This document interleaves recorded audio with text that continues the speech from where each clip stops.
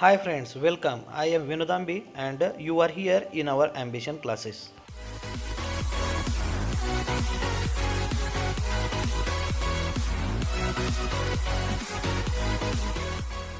मित्रांनो, आम्ही असे व्हिडिओ घेऊन येत आहोत की जे इंग्लिश मीडियम आणि सेमी इंग्लिश मीडियमच्या मुलांना समजण्यास खूप सोपे जातील.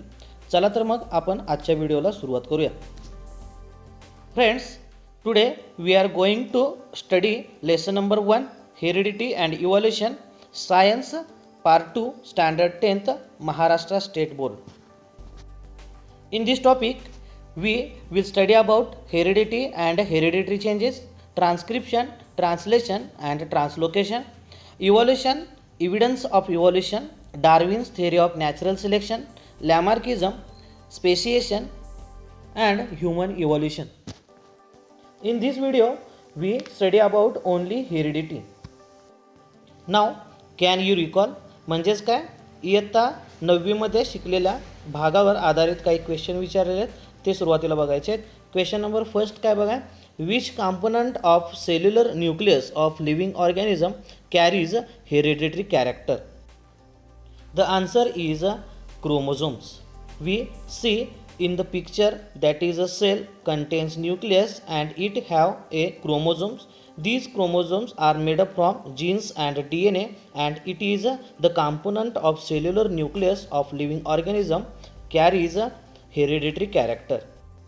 म्हणजेच काय तर सेलच्या न्यूक्लियसमध्ये असलेले क्रोमोझोम्स रिस्पॉन्सिबल असणार आहेत की हेरिडिटरी कॅरेक्टर्स वन जनरेशनमधून दुसऱ्या जनरेशनमध्ये ट्रान्सफर होण्यासाठी. Question number second, what do you call the process of transfer of physical and mental characters from parents to progeny. म्हणजे काय तर आपल्यामध्ये जे आपल्या पेरेंट्सकडून कॅरेक्टर्स आलेले आहेत त्या प्रोसेसला आपण काय म्हणणार आहे. The answer is a heredity. म्हणजेच काय तर आपल्या मदर आणि फादरकडून बरेचसे कॅरेक्टर्स आपल्यामध्ये येतात आणि त्यालाच आपण हेरिडिटी असं म्हणतो. In the picture we will see the character like eyes, hairs and height transfer from their parents to the son and this is called as a heredity. Question third, which are the components of DNA molecule. Answer is DNA is made up of 3 molecules. First is a carbon sugar, that is deoxyribose. Second, a phosphate molecule, and third, 4 different nitrogen bases. In nitrogen bases there are 2 types, purines and pyrimidines. In purine there are 2 types of nitrogen bases, adenine and guanine. In pyrimidines there are 2 types of nitrogen bases, that are thymine and cytosine. म्हणजेच DNA मध्ये डिऑक्सिरायबोज sugar, phosphate molecule आणि 4 टाईपचे nitrogen bases असणार आहेत. हे तिन्ही घटक एकमेकांना जोडून न्यूक्लियोटाइड बनणार आहे आणि हे न्यूक्लियोटाइड एकमेकाला जोडून DNA बनणार आहे. Next part is heredity and hereditary changes. In the chart we will see a scientist and their discoveries. We see it one by one. You know that heredity is the transfer of biological characters from one generation to another via genes. म्हणजेच काय जे biological character एका जनरेशनकडून दुसऱ्या जनरेशनकडे transfer होणार आहेत ते jeans through होतात. John Gregor Mendel is the Pioneer of modern genetic आणि मेंडेल यांनाच आपण फादर ऑफ मॉडर्न जेनेटिक्स असं म्हणतो. Around the period of 1886 it took a long time for him to understand the conclusion of the research about heredity. इयत्ता 9वीमध्ये आपण jeans, Mendel आणि Mendel यांच्या monohybrid आणि डायहायब्रिड क्रॉसचा स्टडी आपण केलेला आहे. In 1901, the reason behind the sudden changes were understood due to mutational theory of Hugo D. Rice. 1901 मध्ये Hugo de Vries याने म्युटेशनल थिअरी ऑफ इव्हॉल्युशन मांडली होती आणि यामध्ये त्याने फर्स्ट टाइम म्युटेशन ही टर्म यूज केली होती. Meanwhile in 1902 Walter Sutton observed the paired chromosome in the cell of grasshopper. Until then it was not known to anyone. म्हणजेच 1902 मध्ये वॉल्टर सटन याने फर्स्ट टाइम ग्रासहॉपरच्या सेलमध्ये क्रोमोझोम ऑब्झर्व केला होता. तोपर्यंत कोणत्याही सायंटिस्टने क्रोमोझोम ऑब्झर्व केलेला नव्हता. Research started in the direction of finding the nature of genetic material when it was proved that genes are carried via chromosomes. Through which 1944 trio of scientists Ostwald Avery, Maclan McCarthy and Colleen MacLeod proved that except virus all living organisms have DNA as a genetic material. म्हणजेच 1944 मध्ये every, मॅकार्टी and मॅकलिऑड या 3 सायंटिस्टने असं सांगितलं की virus सोडून बाकीच्या सगळ्या ऑर्गॅनिझममध्ये DNA हाच जेनेटिक मटेरियल असणार आहे. In 1961 the French geneticist Francis Jacob and jack Monod proposed a model for process of protein synthesis with the help of DNA in a bacterial cell. It helped to uncover the genetic codes hidden in DNA. Thereby, the technique of recombinant DNA technology emerged, which has a vast scope in the field of genetic engineering. Scientist Jacob and Monod यांनी 1961 मध्ये bacterial सेलमधील DNA पासून protein सिंथेसिसच्या प्रोसेसचा शोध लावला आणि त्यामुळे रिकॉम्बिनंट DNA टेक्नॉलॉजी आणि जेनेटिक इंजिनिअरिंगमध्ये खूप नवे शोध लागत गेले. Importance of study of heredity. The science of heredity is useful for diagnosis, treatment and prevention of hereditary disorders, production of hybrid varieties of animals and plants and in industrial process in which microbes are used. आजकाल आपण hereditary disorders झालेले आहे की नाही हे diagnosis करण्यासाठी, त्याच्यावर treatment करण्यासाठी किंवा ते होऊ नये म्हणून प्रिव्हेन्शन घेण्यासाठी, तसेच जास्तीत जास्त उत्पादन देणाऱ्या नवनवीन ॲनिमल्स आणि प्लांटच्या व्हरायटी शोधण्यासाठी आणि इंडस्ट्रीमध्ये आपल्याला मायक्रोब्स म्हणजेच मायक्रो ऑर्गॅनिझम आपल्याला जे उत्पादन करून देतात त्यांच्यामध्ये प्रोग्रेस करण्यासाठी आपण हेरिडिटीचा स्टडी करणे खूप महत्त्वाचे आहे.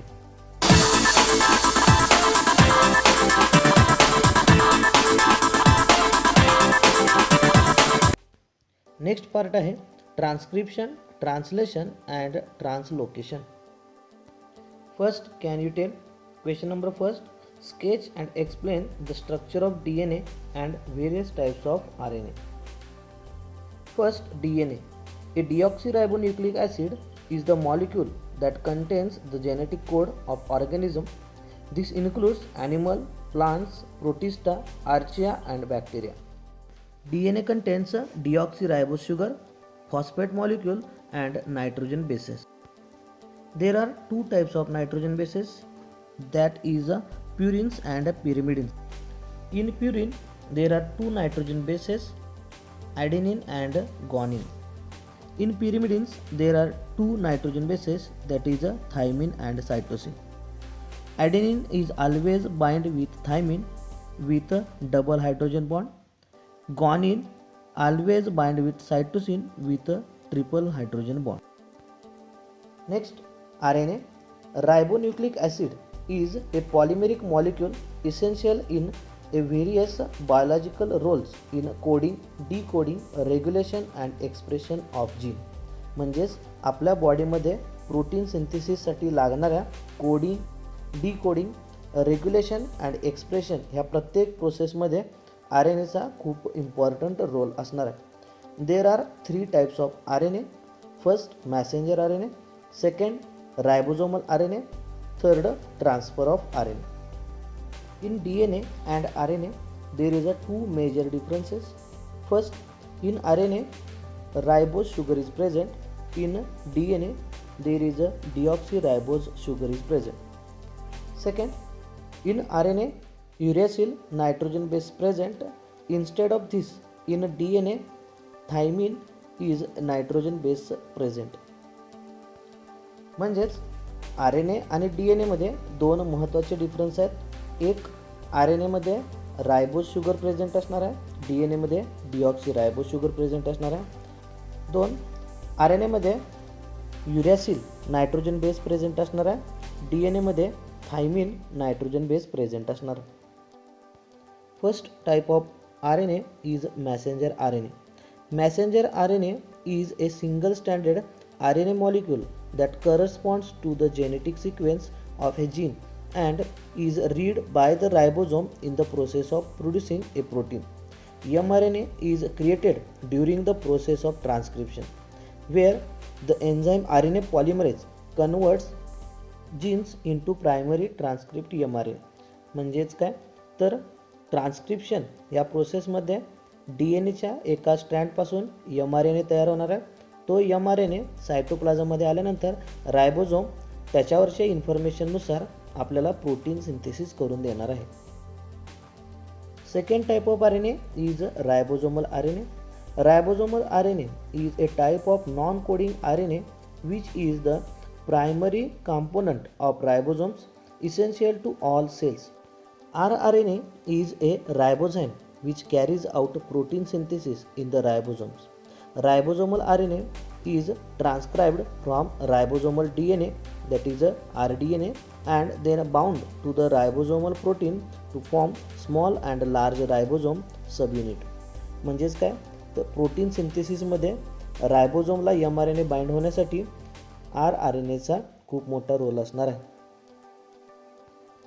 Third type of RNA is transfer RNA. One end of tRNA matches the genetic codes in the 3 nucleotide sequence called as anticodon. The anticodon forms 3 complementary base pairs with a codon in mRNA during protein biosynthesis. On the other end of the tRNA is covalent attachment to the amino acid that corresponds to the anticodon sequence. म्हणजेच काय तर tRNA मध्ये जे 4 arms असणार आहेत त्याच्यामध्ये एका आर्मवर अँटीकोडॉन असणार आहे जे अँटीकोडॉन कॉम्प्लिमेंटरी असणार आहेत mRNAशी आणि दुसऱ्या आर्मवर स्पेसिफिक अमायनो ॲसिड्स बाइंड असणार आहेत जे प्रोटीन सिंथेसिसमध्ये एकमेकाला बाइंड होऊन पॉलीपेप्टाइड चेन फॉर्म करणार आहेत. Question second is explain the meaning of genetic disorders and give names of some disorder. Answer is a genetic disorder is a disease that is caused by a change or mutation in an individual's DNA sequence. A genetic disorder is an illness caused by changes in the person's DNA.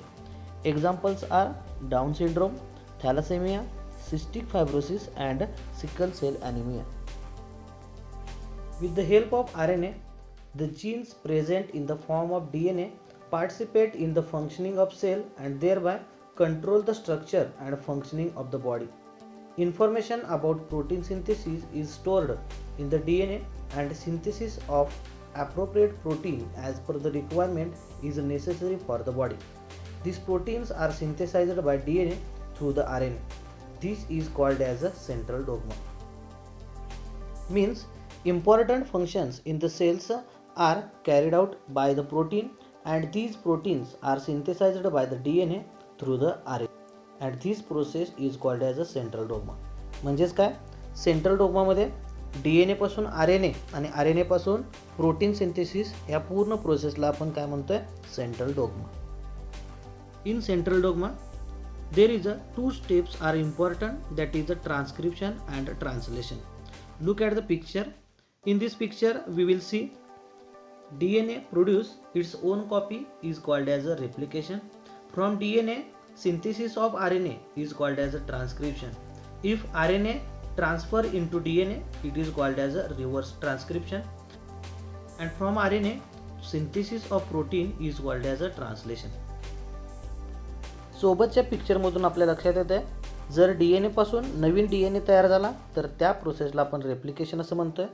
जर DNA पासून RNA तयार झाला तर त्या प्रोसेसला आपण transcription म्हणतोय. RNA पासून परत DNA तयार झाला तर त्याला आपण रिव्हर्स ट्रान्सक्रिप्शन असं म्हणतोय. जर DNA पासून प्रोटीन सिंथेसिस होत असेल तर त्या प्रोसेसला आपण ट्रान्सलेशन असं म्हणतोय. mRNA is produced as per the sequence of nucleotides on DNA. Only one of 2 strands of DNA is used in this process. The sequence of nucleotides in mRNA being produced is always complementary to the DNA strand used for the synthesis. Besides, there is a uracil in RNA instead of thymine of DNA. This process of RNA synthesis is called as a transcription. Means formation of mRNA through the DNA. This process is called as a transcription. म्हणजेच DNA पासून mRNA produce होतं, त्या प्रोसेसला आपण transcription असं म्हणतोय. सेलच्या न्यूक्लियसमध्ये जे क्रोमोझोम्स असणार आहेत ते DNA पासून बनलेले असणार आहेत. जेव्हा RNA पॉलिमरेज DNAला येऊन बाइंड होणार आहे तेव्हा ते जे डबल हेलिक्स स्ट्रँड असणार आहे ते सेपरेट होतील आणि त्या ठिकाणी कॉम्प्लिमेंटरी न्यूक्लियोटाइड ॲड होतील आणि अशा प्रकारे DNA पासून mRNA मॉलिक्यूल फॉर्म होणार आहे. याच प्रोसेसला आपण ट्रान्सक्रिप्शन असं म्हणतोय. Triplet codon.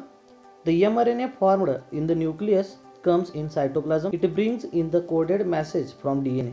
The message contains the codes for amino acids. The code for each amino acid consists of 3 nucleotides. This is called as a triplet codon.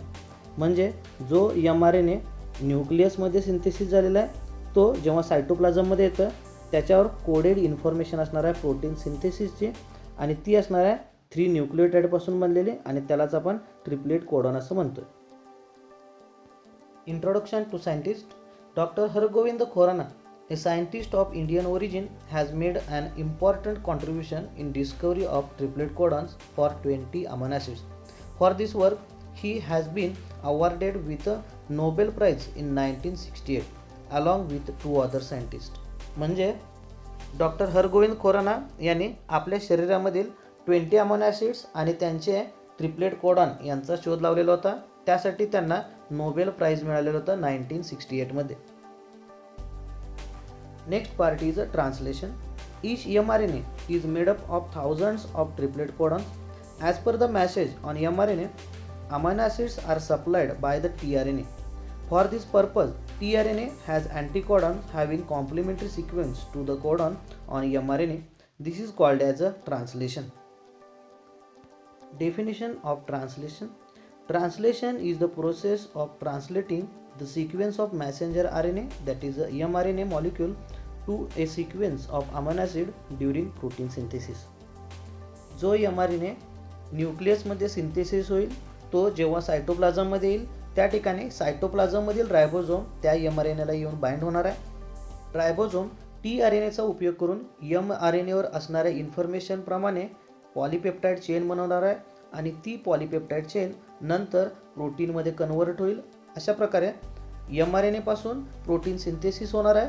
त्या प्रोसेसला आपण ट्रान्सलेशन असं म्हणतोय. Next part is a translocation. The amino acids brought in by tRNA are bounded together by peptide bonds with the help of rRNA. During this process, the ribosome keeps on moving from one end of mRNA to other end by the distance of one triplet codon. This called as a translocation. Many long chains of amino acids form in translocation process. Such many chains comes together to form complex protein. These proteins control various functions in the body. जेव्हा ribosome mRNA ला bind होईल आणि protein synthesis करणार आहे तेव्हा ribosome mRNAच्या एका point पासून दुसऱ्या पॉइंटकडे ट्रॅव्हल करणार आहे आणि याच प्रोसेसला आपण ट्रान्सलोकेशन असं म्हणतो. Next part is functions of protein.